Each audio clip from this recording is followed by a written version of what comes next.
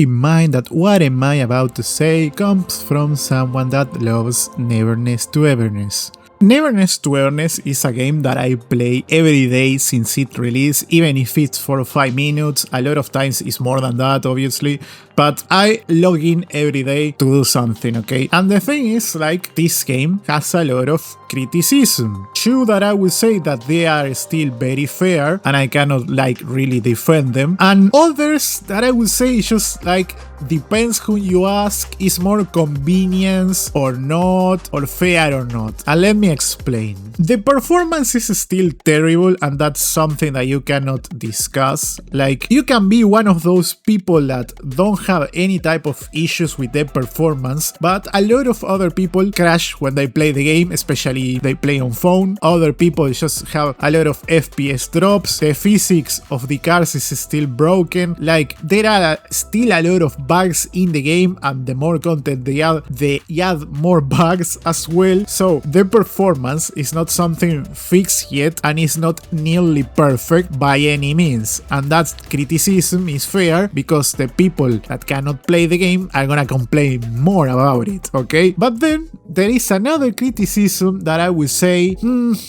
okay, I'm not sure how much are gonna share this sentiment with me or not, because I like the character designs, but am I wrong to say that they are very safe and there isn't anything really unique with the characters, and they lack of a lot of depth? And eventually the depth is because, like, they still need a lot of time to cook up with the story, because the story is alright at best, right? But that's something that I consider it's very fair, and it makes people stay away from the game, that they see the game and they are like, yeah, I don't see anything unique about it. And I'm like, superficially I can understand you. Like, if you don't play the game and you just look at gameplays and such, I would say, yeah, I can see it, you know? I'm not upset about that statement. That doesn't mean I don't enjoy it, because I enjoy it, as I say. But if you just watch it from outside and don't play the game, it makes sense that you think that way and you don't want to even try it. But then there are other things that I consider they are just convenient, okay? So there is one criticism that I hear a lot, and there is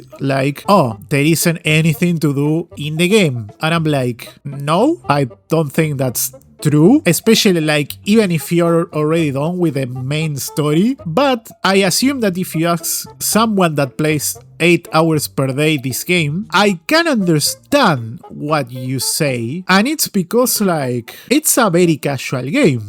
There is only one type of endgame. So if you are looking for a forever game and only play this game, eventually you're gonna run out of things to do, unless you wanna farm fishing, but it's gonna take a lot, and I'm not sure if that's worth it, but whatever. Yeah, I can hear you say that there isn't anything to do. Now, is that a huge issue for me? No. Is that a huge issue for a lot of players that I read, not only in the comments, but in internet and such, or even inside the game? No. It's pretty much like one tiny group that really wants more combat stuff, and it makes sense and it's fair, don't get me wrong, because at the end of the day, like, if you pull up for characters and you like the gameplay, you want to do more stuff with them. But I don't think the main core of NTE is based on the combat, you know? I don't think that they take that much serious when it comes to those stuff. That's my opinion, at least. And then there is another criticism that I don't really share, or more so like, I understand it, but I still don't think it's fair. And it's the fact that as a content creator, unless you do guides or comment about the news of the game, you really don't have much content to do for NTE, or at least you have to be very creative when it comes to that. And it's because, well, it's because a lot of things. One, since the narrative it's alright, the reactions of the narrative and the reactions of the main story, it doesn't really attract as much people as other games. I'm not even talking about gachas, just other games in general, okay? The other type of people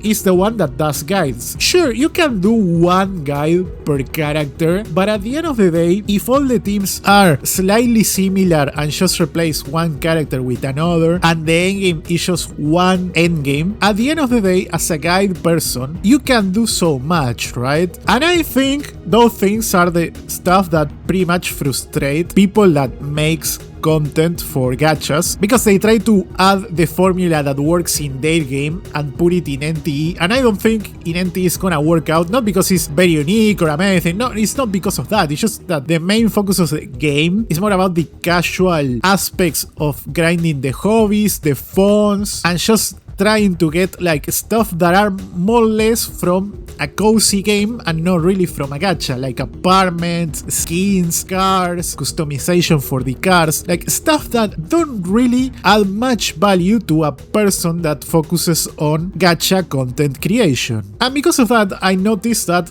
I'm not gonna throw names under the bus, but I noticed that there are some people that just doom post about NTE because they are frustrated because they cannot really do videos about the game, or the videos that they did didn't work as well as they thought. And it's because like NTE is a game to experience, to play, to chill, and be very casual about it. There isn't like anything hugely grindy. It does respect your time, of course. It's very generous as well, so the high stakes of pulling up for characters don't give that much reactions either way. So it's a game pretty much from what I consider for the player, and to me that's amazing. I'm glad that I played because of that, but I understand that since there isn't any risk at the end of the day, the content creators, the only thing that they can do is just doom post, and what they are gonna doom post about usually tends to be like the designs or the AI. And to me, the discussion of AI dies down the moment that Expedition 33 wins the Game Awards and is one of the most sold games of that year and highly praised, because that game also had AI and pretty much no one complained about it. Now that NTE does it, it's a big issue. To me, the conversation dies because it's completely biased. Casual people don't really care about AI. I don't care about AI. Do you care about AI and you don't play it? Okay, perfect. That's